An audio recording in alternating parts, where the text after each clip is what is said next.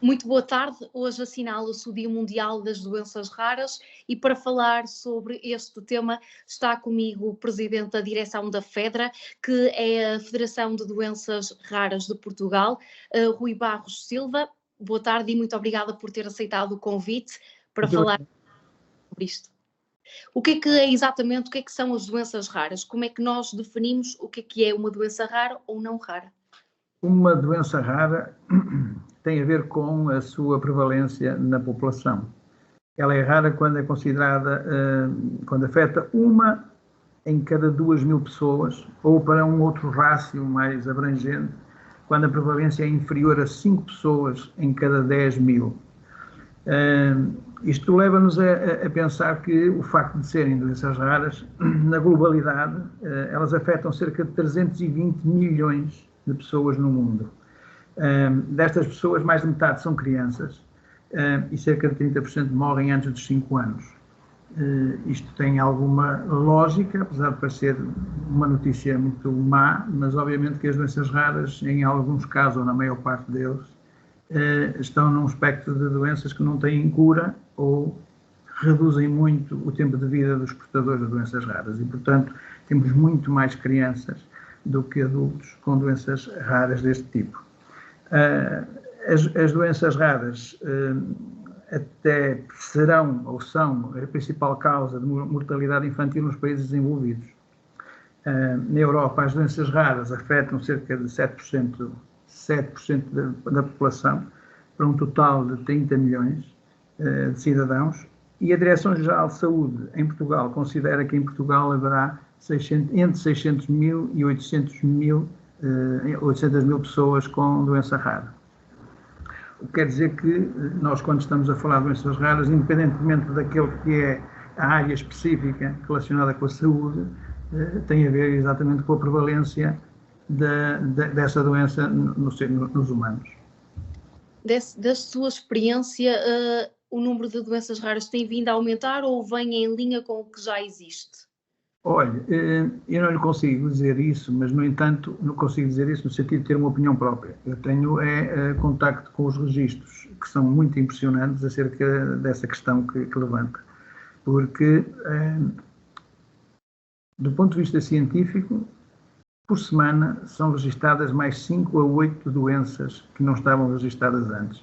O que quer dizer que isto nos leva para números muito elevados de doenças que, porventura, algumas delas não são propriamente doenças como as poderemos considerar com uma abrangência muito alargada, digamos assim, mas são já é a microciência a funcionar com toda a tecnologia que é possível hoje em dia, perante alguma sintomatologia que aconteça, poder-se descobrir qual é a causa e, afinal, descobre-se que existe ali uma anomalia em genes, já vamos para dentro daquilo que é a matéria da vida e, portanto, é nesse sentido que se consegue ainda ir descobrindo cada vez mais doenças, para além daquelas que já estão registadas. Apesar de as doenças, como acabou de explicar, serem relacionadas com os genes, neste caso das crianças, tendo em conta que é a população que é mais afetada pelas doenças raras, por exemplo, o impacto ambiental e estas alterações climáticas que nós temos vindo a viver e a sentir na pele, podem influenciar ou ainda não há estudos que comprovem? Que eu tenha conhecimento, não há propriamente estudos diretamente relacionados com a generalidade das doenças. Para algumas sim, não é? Porventura não serão consideradas doenças raras.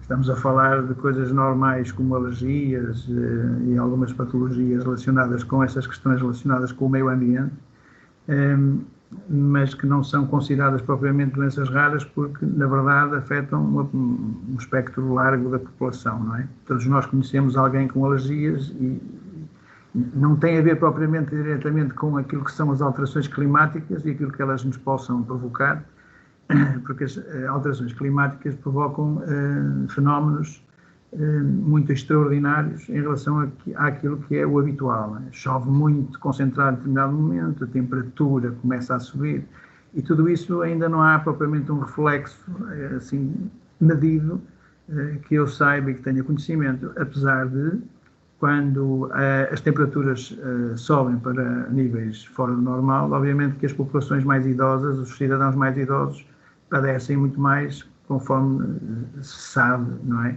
Precisam de estar mais resguardados por causa das questões da fragilidade que o seu organismo tem em relação a esses pontos mais elevados de solicitação do corpo, ou ao frio ou ao calor. Mas, por exemplo, em termos de alimentação, a alimentação que se faz poderá influenciar? A alimentação é uma das grandes causas para muitas doenças, mas não são propriamente doenças raras, aquelas que derivam da alimentação, mas todos nós sabemos o que é o colesterol ou o que é a diabetes e que afetam um número impressionante de cidadãos e, portanto, não são doenças raras.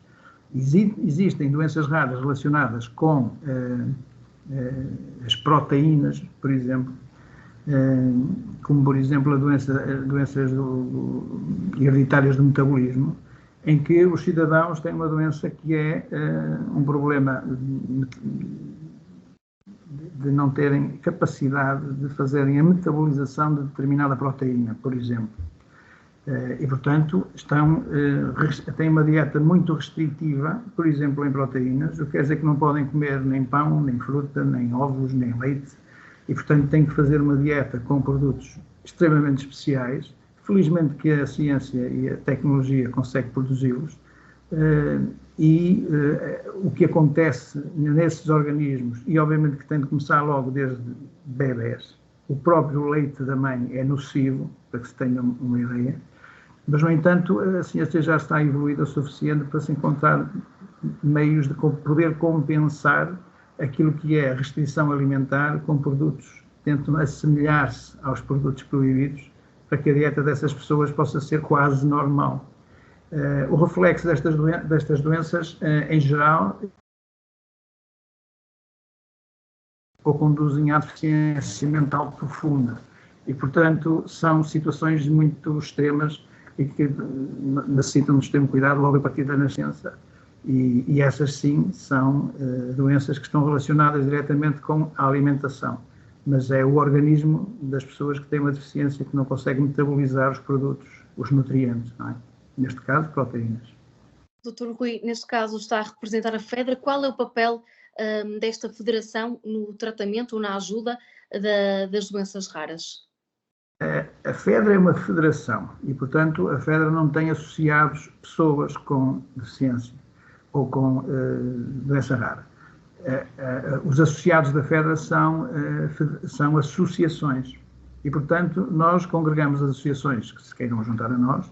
Nós temos 14 associações federadas e o papel da FEDRA é tentar encontrar aqui uma economia de escala para a representatividade daqueles que têm doença rara, e nós só temos associações que tenham como objetivo dos seus estatutos zelar pela melhoria das condições de vida dos doentes com doença rara, e cada associação tem a sua doença.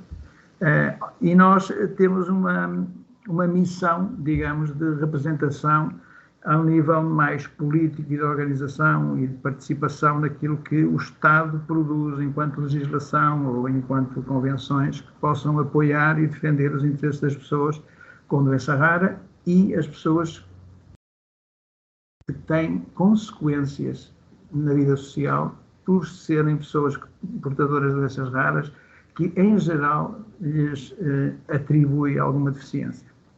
Hoje em dia, as doenças raras já é um tema mais abordado ou ainda acaba por ser tabu? Tabu não será, mas obviamente sendo doenças raras as pessoas têm pouco em conta no dia-a-dia, não é? E obviamente que as pessoas que têm na sua proximidade alguém que tem uma doença rara, se a doença rara tiver como consequência, por exemplo, alguma deficiência física visível, as pessoas percebem que aquela pessoa tem uma determinada doença e está integrado no seu meio, ou porque trabalha no mesmo sítio que nós, ou porque estuda no mesmo sítio que nós, ou porque é nosso vizinho e vive no mesmo sítio que nós. E nesse sentido as pessoas estão mais suscetíveis de interesse sobre esse tipo de patologias raras e aquilo que elas implicam nas pessoas que são os seus portadores. Mas cada vez mais no mundo da ciência e até mesmo na política, a questão das doenças raras e as consequências que isto traz para a vida dos cidadãos portadores, delas portadoras, é algo que está sempre presente e está na linha da frente também das preocupações, quer políticas, quer no mundo da saúde e da investigação. E isso é um avanço notável.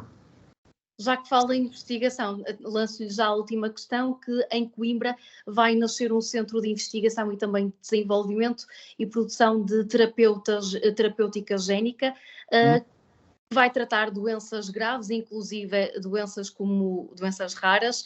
O que é que este tipo de investigação pode trazer? Pode ser uma lufada de ar fresco para o tratamento e para dar alguma alegria, digamos assim, alguma esperança às pessoas, familiares de pessoas que tenham doenças raras? É isso mesmo.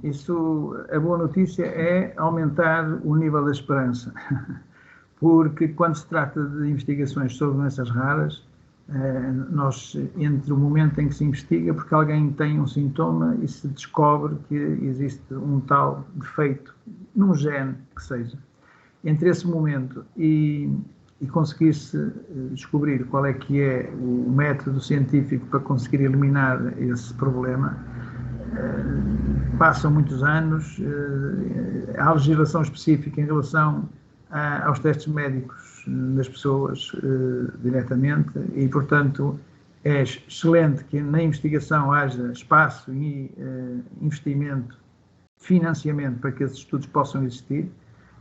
Os beneficiários serão sempre as pessoas portadoras das doenças que estejam a ser investigadas.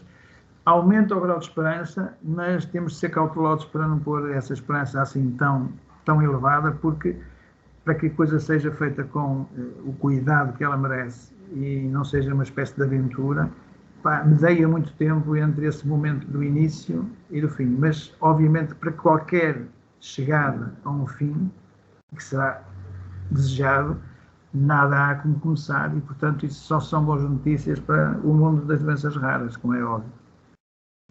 Dr. Rui, muito obrigada por este esclarecimento, por falar abertamente sobre as doenças raras. Aliás, hoje assinala-se o Dia Mundial das Doenças Raras e é sempre importante darmos essa tal esperança que falou agora. Eu é que agradeço o convite e o facto de vocês se terem lembrado que o Dia das Doenças Raras é para assinalar.